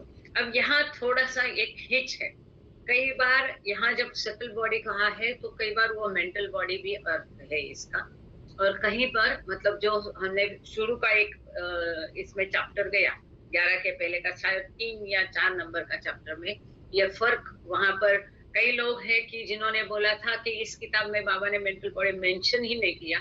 ऐसा नहीं है, बाबा ने उसको fine शब्द दिया, और कई बार बाबा ने फाइन शब्द दिया, कई बार एक बार बाबा ने मेंशन किया कि यहाँ सटल का बॉडी जो है ये 2 भाग है सटल बॉडी के, ऐसा बाबा ने कहा था, आप लोगों को यदि याद है। तो इस पैराग्राफ में हमको कुछ तरह से दोनों का अर्थ लेके आगे चलना पड़ेगा। जब शरीर गिर जाता है सूक्ष्म शरीर नाश नहीं पाता और ये सूक्ष्म जगत में चला जाता है। जैसे कि हमें पता है, एक बार फिर से रिपीट करती, ये महत्वपूर्ण बात है, स्थूल सूक्ष्म और मनो, ये 3 ही जगत नहीं है, ये बाबा ने स्पष्ट किया है। बाबा ने कहा है कुल 21 जगत है, लेकिन समझने के लिए, कहने के लिए आसान जाए, इसलिए बाबा ने हर बार 3 का ही उल्लेख किया है। अब बचे ये 21 कौन से हैं? ये तीनों जगतों के उपजगत है, सब वर्ड्स। हर एक जगत का अपना 7 उपजगत है। इस प्रकार से तीनों के साथ मिलके 21 उपजगत बनते हैं, सब वर्ड्स। कैसे बनते हैं? Gross word plus subtle word, स्थूल जगत प्लस सूक्ष्म जगत मिलके 7 है। सूक्ष्म जगत और मनोजगत मिलके 7 है। Subtle word plus mental word 7। अब mental word and gross word ये दोनों मिलके मनोजगत और स्थूल जगत मिलके फिर 7 जगत। इस प्रकार से ये उपजगत है। हमेशा हम कहते हैं कि जैसे भारत पाकिस्तान सीमा है, येलो सी है या जो भी है, ऐसा नहीं है। ऐसी कोई पक्की लाइन नहीं है कि यहाँ स्थूल जगत खत्म हो गया, वहां सूक्ष्म जगत आया, ऐसा नहीं है। तो बाबा कहते वो फेड ऑफ होते जाता है, धुंधला धुंधला बनते, फीका फीका होते जाता है। जैसे कि मानो ये स्थूल जगत है, ये फीका फीका धुंधला बनते जाएगा, और जब सूक्ष्म जगत स्टार्ट होगा तो वो धुंधला धुंधला बनके फिर सूक्ष्म जगत आता है। इसी प्रकार से यहाँ सपोज मनोजगत है, तो ये सूक्ष्म जगत धुंधला धुंधला बनके और मनोजगत धुंधला धुंधला स्टार्ट होके फिर मनोजगत आएगा। अब क्या होता है, स्थूल और सूक्ष्म इसके बीच का जो उपजगत है, यही पर तीसरा या कोई ये है astral world. Actually exactly astral world is not a सूक्ष्म जगत। ये सूक्ष्म और सूक्ष्म जगत और स्थूल जगत का एक उपजगत है जो एस्ट्रल वर्ल्ड है। तो शरीर गिरने के पश्चात जब ये सटल बॉडी सटल वर्ल्ड में जाती है और वहां अच्छे कर्म का हिसाब स्वर्गानंद लेती है, बुरे का हिसाब यहाँ बेहशत और दोज़ाख, ये जो है ये पर्शियन शब्द है, इसका अनुभव वो करती है। या तो फिर कभी कभी तुरंत मृत्यु के पश्चात उसको जन्म मिलता है। वो कौन सी अवस्था होती है इसकी चर्चा हम पहले कर चुके थे।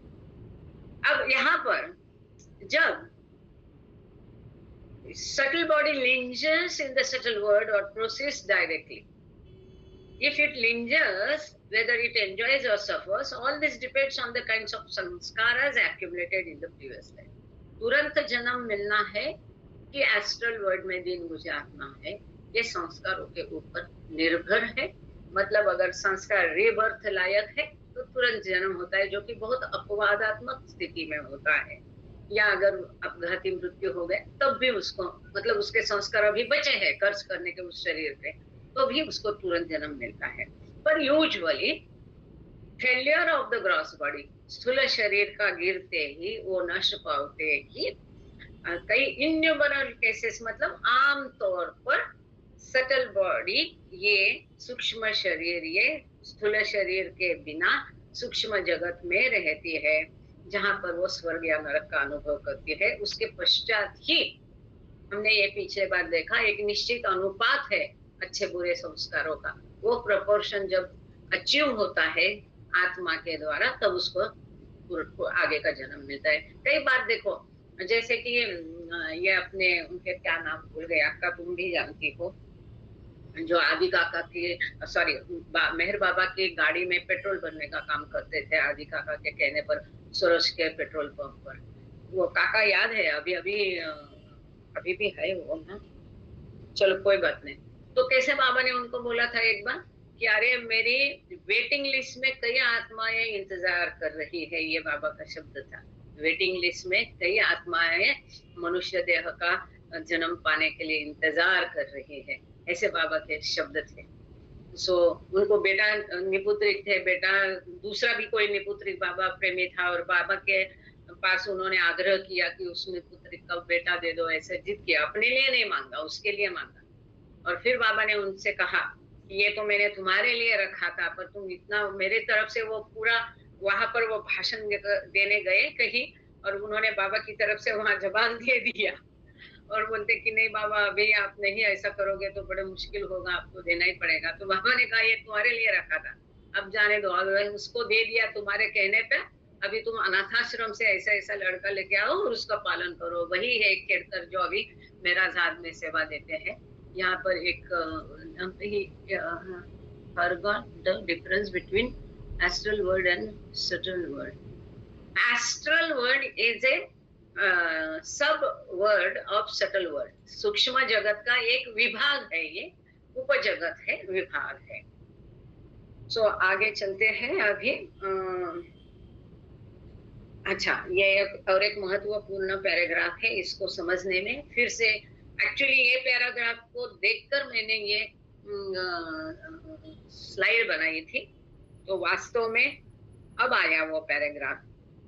आपको रिक्वेस्ट है समिंग अप से लेके यूनिवर्स तक पढ़ लीजिएगा। Samskaras the root cause. Okay. Samskaras, the root cause.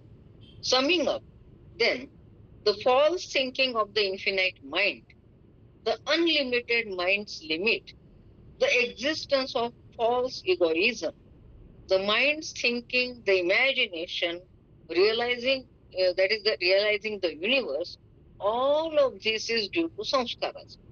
As are the samskaras, so is the subtle body. And as is the subtle body, so is the gross body.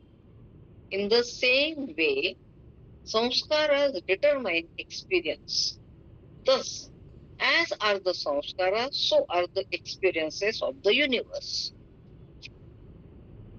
Exactly. Thank you. So this is very important and महत्वपूर्ण interesting है कि बाबा कहते हैं संक्षेप में कहना है तो ये जो मिथ्या मन है यह वास्तव में अनंत मन है, पर इस अनंत मन को अनंत होने के बावजूद उनमें उसमें मर्यादा आई, उसका कारण संस्कार है।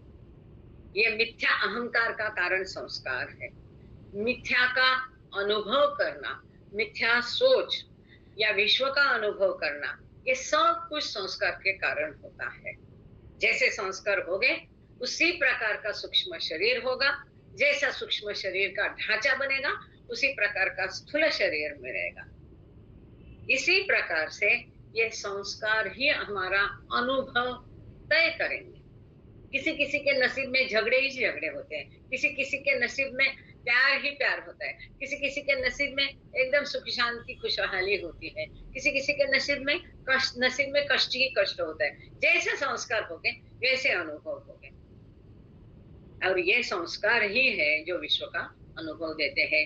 और इसी पैराग्राफ को आप एक बार फिर से स्क्रीन पर देखिएगा कि ये संस्कार ही है जो मिथ्या सोच, फॉल्स थिंकिंग या मिथ्या या कल्पना का अनुभव देते हैं। अमर्यादित मन को मर्यादित बनाने वाले ही संस्कार है। झूठा अहंकार का कारण भी संस्कार है, द्वैत का कारण भी संस्कार है, ईश्वर से हमको दूर रखने वाले भी हमारे संस्कार ही है। अगर कुछ भी नहीं तो कम से कम इस ईश्वर से, हमारे प्रियतम से हमारा मिलन हो, इसके लिए हमको मन की गांठ बांधनी है कि संस्कार हम कम कैसे करें, नष्ट कैसे करें। ऐसा नहीं कि बटन दबाते ही यहाँ से क्लिक किया तो स्क्रीन चेंज हो गया, वैसा नहीं है। बाबा कहते धीरज चाहिए, ये बहुत स्लो प्रोसेस है, कई जन्म लग जाते हैं, धीरे धीरे वो होगा, एक ही जन्म में नहीं होगा। कई बार लोग कहते हम तो इतना बाबा का करते, फिर ऐसा, अरे ऐसा नहीं है। जो भी बाबा करते हैं भले के लिए ही करते हैं, वो कुछ नहीं करते हैं बल्कि हम ही करते हैं। खैर, अब चलते हैं पेज नंबर 249 पर, 249 या क्या कहते हैं उसको। सो एक बार मैं स्क्रीन फिर एक बार आपने ये स्क्रीन देख लिया तो मैं स्क्रीन चेंज करती। अगर स्लाइड पसंद आई तो बताना, तो फिर इसको डालेंगे अपना ग्रुप में। सिंपल है, बस कभी कभी एम्बॉस करता है, माइंड पर परिणाम करता है तो अच्छा रहता है। जय बाबा। अभी थोड़ा सा स्क्रीन चेंज करते हैं, और जो किताब में दिया है इसी को मैंने यहाँ उतारा है, बाकी कुछ नहीं किया, दिमाग नहीं लगाया, कुछ नहीं है लगाया। जो किताब में दिया है बस उसी को लिख डाला है, केवल आपको पढ़ने के लिए आसानी हो। और दृक् श्राव्य माध्यम कहते हैं ना उसको, आप सुन भी रहे हैं, साथ में देखेंगे भी, उसका परिणाम अच्छा रहेगा, है ना। दृक् श्राव्य माध्यम जो किताब में था, इसी को यहाँ बस उतारा है।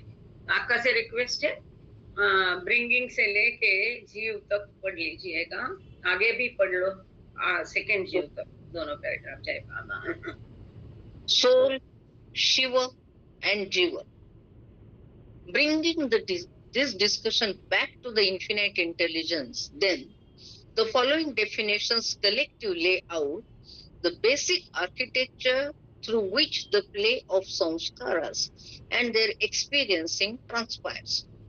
The infinite intelligence is equal to self, is equal to soul. The infinite really thinking mind is equal to soul, is equal to Shiva. The infinite falsely thinking mind is equal to Jiva.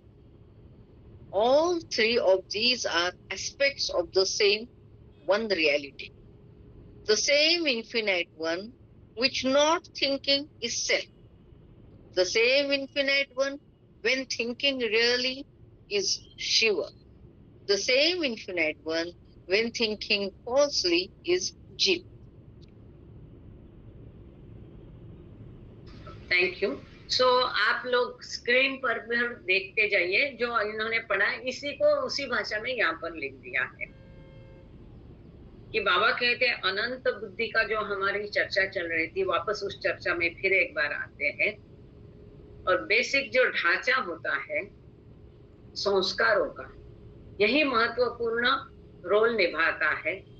और ये ढांचे के आधार पर जो हम अनुभव करते हैं, इसका हम डेफिनेशन बनाएंगे। वो किस प्रकार का व्याख्या बन जाएगा? इन्फिनिट इंटेलिजेंस, पहला आप स्क्रीन पर देखें, फर्स्ट वन जो पिंक में लिखा है, इन्फिनिट इंटेलिजेंस या अनंत बुद्धि is equal to S capital self, यहाँ इज इक्वल टू सोल लिखा, जिसको हम परमात्मा कहते हैं, ईश्वर कहते हैं। The infinite really thinking mind दूसरा है, अनंत सत्य मन is equal to soul is equal to Shiva. अब यहाँ पहले में क्या है? मन एब्सेंट है, वो परमात्मा है। अब दूसरे में मन अस्तित्व में है, सोचने वाला मन है। मैन टू गॉड की ये सिचुएशन है, मनुष्य से ईश्वर बन गया।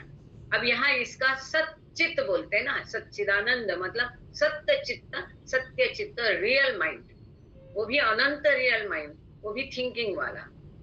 वो क्या है? वो भी यहाँ पर सोल है, पर हम उसको भी गॉड कहते हैं, ईश्वर कहते हैं, इज इक्वल टू शिव, मतलब जिसने ईश्वर साक्षात्कार प्राप्त किया। और तीसरा जो है, या हम इसको इवन सदगुरु भी कह सकते हैं, शिव मले का हमारा गॉड स्पीक्स में अपने हम क्या देखते हैं? जीव कैसे जर्नी है, ठोक ठोक जीव मतलब सॉरी परमात्मा, फिर जीव, वो परमात्मा जीव बनता है, फिर जीव का फिर परमात्मा मतलब ईश्वर साक्षात्कार प्राप्त किया, और परमात्मा का फिर शिव बनता है, शिवात्मा बनता है मतलब सदगुरु बनता है। ऐसा हम यहाँ पर सीक्वेंस देखा था। अब यहाँ तीसरा जो है, the infinite fastly thinking mind, screen पर देखिएगा, रेड में लिखा है। क्यों रेड में लिखा है? क्योंकि ये संस्कारों से रहित, संस्कारों से लिप्त है, इसमें संस्कार भरे हुए हैं, सब वासनाएं वगैरह सब कुछ है, ये सब मिथ्या जगत का, इसलिए इसको लाल में लिखा है, the infinite falsely thinking mind, मतलब वो मन जो इस विश्व को सत्य समझता है, या इस विश्व मतलब कल्पना का अनुभव करता है, वो कौन होता है? इसको जीव कहलाते हैं, इज इक्वल टू जीव। अब ये सब क्या है? एक ही सत्य के ये विविध पहलू है। These are different aspects of same reality. एक ही सत्य के ये विविध पहलू है। जैसे कि अब नीचे देखिए, ये क्या पर्पल या कौन से रंग में लिखा है, द सेम इन्फिनिट वन, एक ही वो ईश्वर है। This is very important. जब वो सोचता नहीं है, अनुभव करता नहीं है, तब वो सेल्फ आप देखिए कैपिटल में लिखा, क्यों? मतलब परात्पर पर ब्रह्म अवस्था, ईश्वर की अत्यंत मूल अवस्था, beyond God state. This is not only beyond, this is beyond God state. परवरदिगार प्रेयर में हम क्या देखते हैं? बियॉन्ड स्टेट भी देखते हैं, बियॉन्ड गॉड स्टेट भी देखते हैं. तो ये वही अनंत वन है जो सोचता नहीं, अनुभव करता नहीं. सोचता नहीं कहने से भी यहाँ उचित शब्द रहेगा, अनुभव नहीं करता, तो वो स्वयं रहता है, मतलब परात्पर परब्रह्म. द सेम इन्फिनिट वन, क्योंकि ईश्वर एक ही है, वही एक जब अनुभव करता है सत्य का, when thinking really, जब सत्य का अनुभव करता है आत्म, तब वो शिव है, मतलब ईश्वर साक्षात्कारी है, सद्गुरु है. द सेम इन्फिनिट वन, ईश्वर एक ही है, वही सब में है, वो एक ही. when thinking falsely, जब मिथ्या का अनुभव करता है, मिथ्या को सत्य कहता है, मिथ्या का चिंतन करता है, इज जीव. ये क्लियर है? ये सब आपको पता है, इसमें नया कुछ भी नहीं. बताने का तरीका थोड़ा अलग है. अब आगे तीसरा एक प्यारा है. बिकॉज ऑफ फॉल्स थिंकिंग क्या होता है? मिथ्या सोच के कारण, मिथ्या का अनुभव के कारण, दिस फॉल्सली थिंकिंग माइंड और जीव in turn has two bodies. ये जो मिथ्या सोच वाला मन है, इसके दो शरीर है. जैसे आपके और हमारे, हम सब मिथ्या थिंकिंग वाले हैं ना, फॉल्स थिंकिंग वाले हम लोग हैं, हम रियल थिंकिंग वाले हैं नहीं. सो इस जीव के दो शरीर है, सूक्ष्म शरीर, या तो जिसको स्पिरिचुअल बॉडी यहाँ कहा है बाबा ने, subtle body is equal to सूक्ष्म शरीर is equal to spiritual body. Screen पर देखिए तीसरा पॉइंट जो मरून कलर में लिखा. इस जीव के दो शरीर है, एक सटल बॉडी है, दूसरा ग्रॉस बॉडी है. Gross body is equal to स्थूल शरीर इज इक्वल टू भौतिक शरीर और मटेरियल बॉडी. ये हो गया. तो एक ही इन्फिनिट इंटेलिजेंस के संस्कारों के अनुभव के आधार पर विविध पहलू देखे और जीव के दो शरीर यहाँ पर स्पष्ट किए गए हैं. चूंकि अब 3 ही मिनट है, यहाँ दुबे सर भी कुछ कहना चाह रहे हैं, और यहाँ परमात्मा और परात्पर परब्रह्म दोनों अलग है, तो बात करेंगे. परमात्मा अलग है, परात्पर परब्रह्म दोनों भिन्न है. ये आप क्या कहना चाहते हैं दुबे सर? बताएंगे दोनों का क्या फर्क है? आपको थैंक यू बोलना चाहता हूँ, बहुत अच्छा समझाया आपने. अरे थैंक यू बाबा. बोलने वाले वो है, पढ़ने वाले वो है, सुनने वाले भी वही है. मेहर बाबा has spoken about 5 jagat, where what are those 5 jagat and where do the 21 sub jagat you mentioned fit into them. ये 21 के ही आगे बाबा ने 5 प्रकार किए और फिर 5 के 3 प्रकार है. निमजे जी किताब पढ़ लो, हम इसको कर चुके हैं. हमने गॉड स्पीक्स में भी पढ़ा है, इन क्रिएशन एंड कॉजेज में भी पढ़ा है, वो पन्ने आपके पास है, उसमें आप पढ़िए. तो परात्पर परब्रह्म ये है, ये ईश्वर की अत्यंत मूल अवस्था है, बियॉन्ड गॉड स्टेट. और उसमें हमने दूसरी अवस्था देखी थी कि ये असोच में है, उसमें हलचल हुई, फिर उसने सवाल पूछा को हम, और उसका मन कार्यरत हो गया. तब ये अभी भी अनंत मन परमेश्वर की स्थिति में है, अभी उसका अनंत मन स्टेटस नहीं चेंज हुआ, जिसको हमने डेसिग्नेशन कहा था पिछले बार. लेकिन मन उसका कार्यरत हो गया, थिंकिंग स्टेट में हो गया, तो उसने सृष्टि की निर्मित की. सो परमात्मा is that status where he creates, preserves and destroys the universe, creation. वो परमात्मा जो सृष्टि की निर्मिति, रक्षा और विनाश का कार्य में रत है, पर उसका अनुभव नहीं करता है, ना ही स्वयं का अनुभव करता है. ये जो स्टेटस है, ये स्टेटस है परमात्मा स्टेटस. और यहाँ से जाके जब तक ईश्वर बोला था हमने पहले, ईश्वर और परमात्मा एक है, फिर क्या एक ही है? जो हमने कहा था कि W पॉइंट पर बैठ करके उसके ऑफिस में बैठ के वो ये कार्य करता है। हाँ, ऐसा हमने से तब ईश्वर बोला था, यानी ईश्वर और परमात्मा सेम है, राइट? एक बी अवस्था, बी अवस्था, हाँ, टू बी अवस्था, टू बी परमात्मा की अवस्था, अवस्था। एग्जैक्टली, टू बी अवस्था।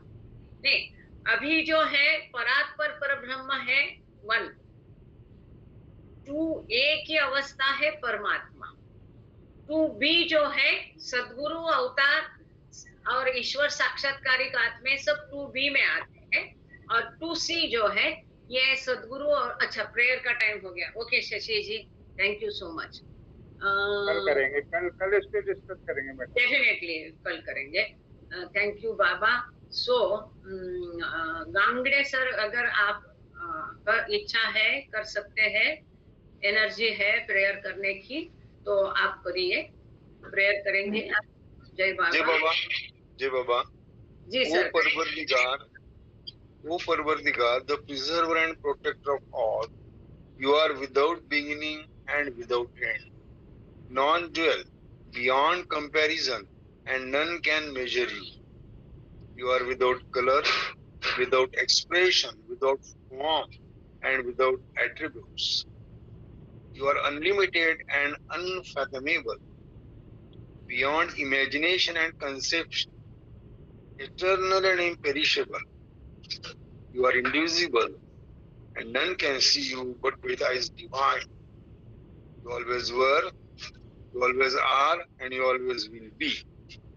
You are everywhere, you are in everything, and you are also beyond everywhere and beyond everything. You are in the firmament and in the depths. You are manifest and unmanifest on all planes and beyond all planes. You are in the three worlds and also beyond the three worlds. You are imperceptible and independent. You are the creator, the Lord of Lords, the knower of all minds and hearts. You are omnipotent and omnipresent. You are knowledge infinite, power infinite, and bliss infinite. You are the ocean of knowledge, all knowing, infinitely knowing, the knower of the past, the present, and the future. And you are knowledge itself. You are all merciful and eternally benevolent. You are the soul of souls, the one with infinite attributes. You are the trinity of truth, knowledge, and bliss. You are the source of truth, the ocean of love. You are the ancient one, the highest of the high. You are Prabhu and Parameshwar. You are the beyond God and the beyond God also. You are Parabrahma, Allah, Ilahi, Yazdan, our Mazd, and God the Beloved. Your name is the only one worthy of worship. We repent, O God, most merciful, for all our sins, for every thought that was false or unjust or unclean, for every word spoken that ought not to have been spoken, for every deed done that ought not to have been done. We repent for every deed and word and thought inspired by selfishness, and for every deed and word and thought inspired by hatred. We repent most specially for every lustful thought and every lustful action, for every lie, for all hypocrisy, for every promise given but not fulfilled, and for all slander and backbiting. Most especially also we repent for every action that has brought ruin to others, for every word and deed that has done others pain, and for every wish that pain should befall others. In your unbounded mercy, we ask you to forgive us, O God, for all these things committed by us, and to forgive us for our constant failures, think and speak and act according